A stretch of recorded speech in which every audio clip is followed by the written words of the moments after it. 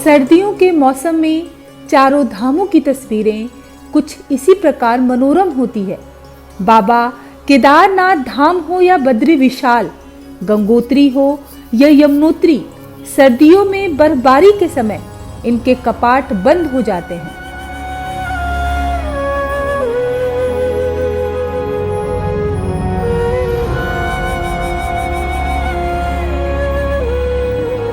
परंतु कपाट बंद होने के समय और बाबा केदारनाथ की उत्सव डोली निकलते वक्त जो धूम होती है वो किसी को भी स्वर्ग सी अनुभूति प्रदान करती है।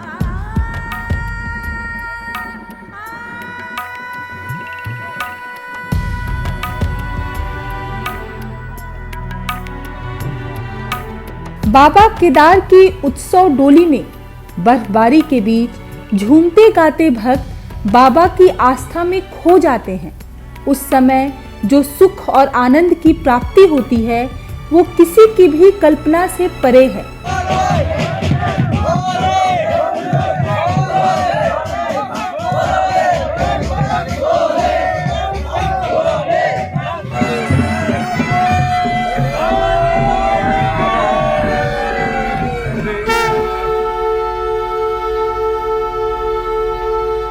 बाबा केदारनाथ धाम के बंद करने की प्रक्रिया और उत्सव डोली पौराणिक रीति रिवाजों के अनुसार संपन्न कराया जाता है।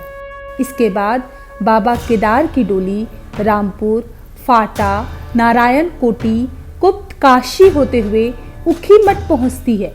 यहाँ ओमकारेश्वर मंदिर में बाबा केदारनाथ 6 महीने के लिए विराजमान होते हैं।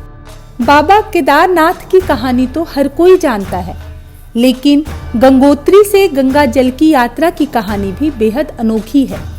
क्या आप भगवान पशुपतिनाथ के गंगाभिषेक की कहानी जानते हैं?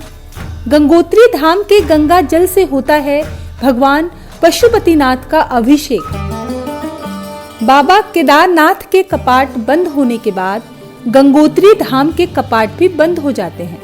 जिस प्रकार से केदारनाथ बाबा की डोली लाने ले जाने की परंपरा है, वैसे ही अनादि काल से यह परंपरा रही है कि गंगोत्री धाम के कपाट बंद होने से पहले गंगा जल भरकर नेपाल के पशुपतिनाथ मंदिर ले जाया जाता है। गंगोत्री धाम के रावल कलश में गंगा जल भरकर हर साल हरिद्वार के निरंजनी अखाड़ा पहुंचते हैं। सदियों से चली आ रही इस परंपरा को 15 साल पहले बंद कर दिया गया था, लेकिन नेपाल को इस परंपरा के ऐतिहासिक साक्ष्य दिखाए गए, जिससे यह परंपरा विगत 2 साल से फिर शुरू हो गई है। मैं प्रथम पड़ाव हरिद्वार में पहुंचा हूं। विगत वर्ष जिस दिन कपाट खुले थे, महाराज श्री जी के द्वारा उस दिन भी यहाँ पे स्वागत किया गया था। और ये परंपरा आज की नहीं है, युगों पुरानी परंपरा है कि जब कपाट खुलने के लिए जाते थे तो यहीं अखाड़ा परिषद उसका स्वागत करता था। बीच में अनायासी ये परंपरा नहीं रही, महाराज जी ने पुनः इसको दोबारा से स्मरण किया। इससे हम मेरे ही मन में नहीं, अपितु पूरे गंगोत्री समाज बड़ा हर्षोल्लास के साथ बड़ा प्रसन्नचित है। और आगे भी हम यह परंपरा निरंतर चलती रही, ऐसी महाराज जी से, मां मनसा से, मां भगवती गंगा से कामना करते हैं।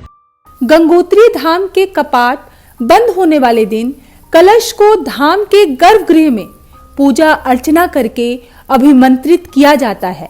फिर उसे निरंजनी अखाड़ा में लाया जाता है, जहां मां मनसा देवी की चरण पादुका पर कलश का पूजन किया जाता है।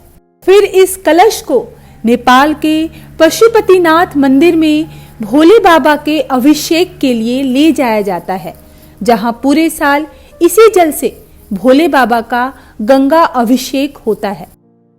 तो सोमवार और पूर्णमासी के बड़ा शुभ अच्छा लगने है, उस दिन भगवान शंकर को यह अर्पित किया जाएगा। आदिकाल से चली आ रही यह परंपरा फिर से शुरू होने पर संत समाज और भक्त काफी खुश हैं। निरंजनी अखाड़े के अथक प्रयासों के चलते यह परंपरा फिर शुरू हो सकी।